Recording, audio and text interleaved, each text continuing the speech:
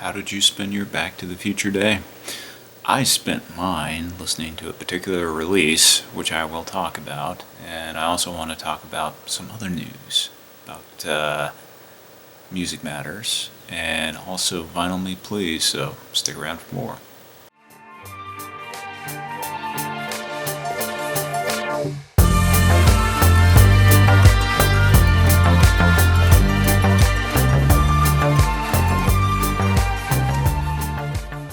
Hello vinyl community, so thanks for hanging out with me.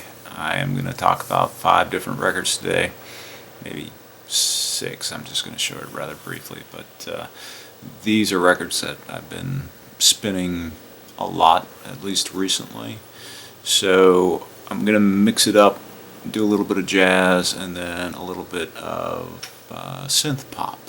So to kick things off, I am going to show an Analogue Productions release of an Impulse title, which is the second ever Impulse record, which is a Ray Charles record.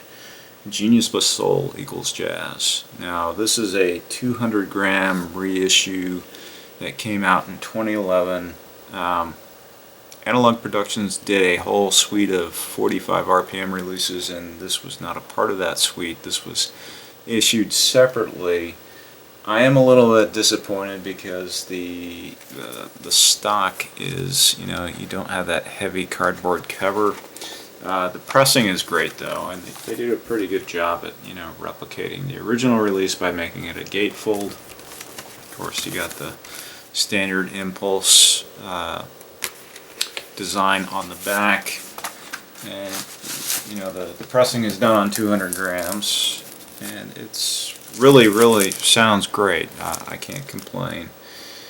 Now, Ray Charles, most people know him as a soul musician, but I gotta say, he only has like 2 vocal tracks on this entire release, and it does feature Quincy Jones and Ralph Burns, which they alternated arrangements, so this does have a little bit of a big band feel, but I gotta say, the tracks that were chosen for this guy are really quite interesting, and I'll let you see if you can see that.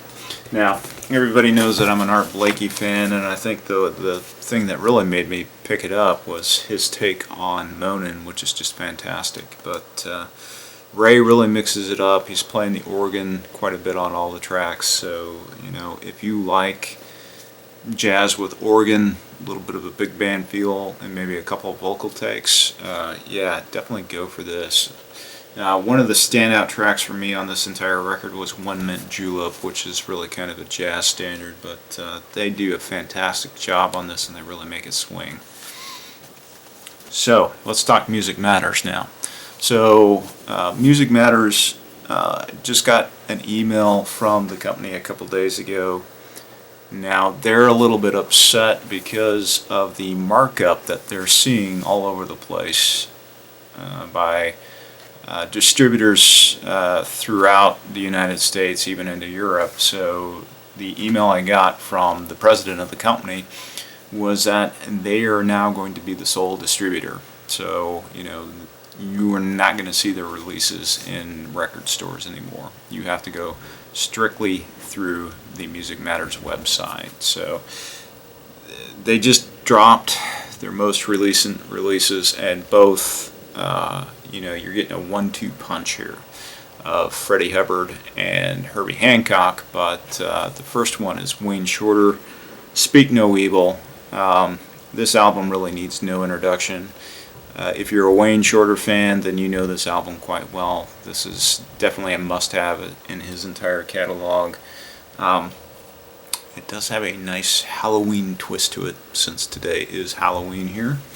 You got Witch Hunt, which is a classic track, Fee Fi Fo Fum, Dance Cadaverous, Speak No Evil, Infant Eyes, and Wildflower. It does feature Freddie Hubbard, Herbie Hancock, Elvin Jones, and Ron Carter.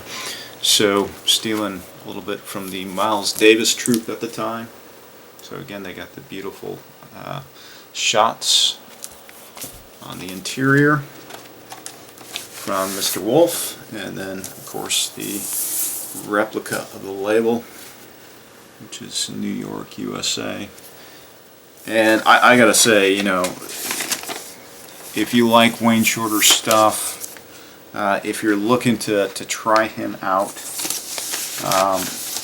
I would say Adam's Apple, Juju, and this one are the must-have, and this is probably pretty accessible for most folks. So definitely go for this one. The next one, again, is an essential in the Freddie Hubbard catalog, and this is Hubtones. So just fantastic. More on the hard bop side. This came out in '62. This also features Herbie Hancock. So here's a shot of the interior. It also features James Spaulding. So, you know, he's playing the flute. He also played alto sax. I am not a big fan of jazz flute, or shall I say flute in general, but, you know, I thought it worked really well with this record.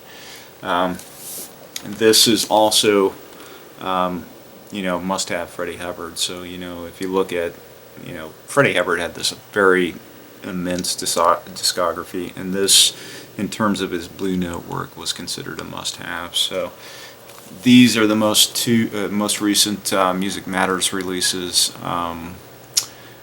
and I kind of agree with their strategy, because, you know, I looked at the Amoeba website, and Amoeba had these marked up to like 50 or 60 bucks for a single record. And, you know, when they kicked off the 33 RPM releases, they were going for $35, and they jacked up the price to $39. That's still pretty expensive. So I don't know how well this business model is going to do.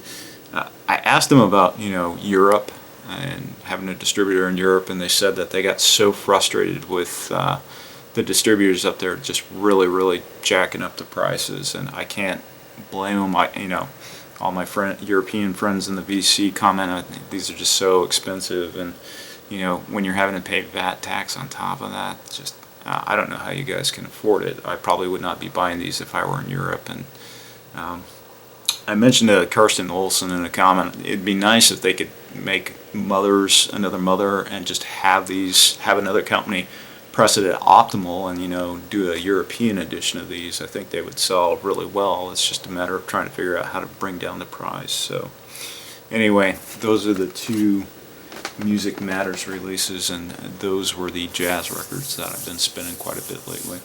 Now, I've seen this record featured multiple times by several people since it came out. This is Beach House Depression Cherry, which was recorded in Louisiana, and around the same time, it turns out that they had recorded more material, and they just released this, Thank Your Lucky Stars. And, you know, this was recorded at the same time, and it was really cool that they did two releases this year. But this has a totally different vibe from the Depression Cherry. I still think Bloom is probably a highlight of their catalog. I don't think either record is as strong as Bloom, but I just happen to like this one a little bit better than Depression Cherry. A little more interesting in my opinion. It is a little more stripped down as well. My version just happens to be the Loser edition. So the Loser edition, just they do them on colored vinyl, and this is just usually typical of Sub Pop as a label. I think you can get a lot of the Sub Pop stuff fairly cheap. I mean, this was under 20 bucks for me, and, you know, it's a gatefold. Again, very heavy cardboard, heavier than the Analogue Productions for Ray Charles, which, yeah. What's going on, Analogue Productions? Anyway, so back to the Future Day. This is by far one of my favorite releases of the year, and I think they issued it intentionally around this time for a reason. And this is YACHT, and yeah, I had to look at the title again because I couldn't remember. It's I thought the future would be cooler, so hence the connection.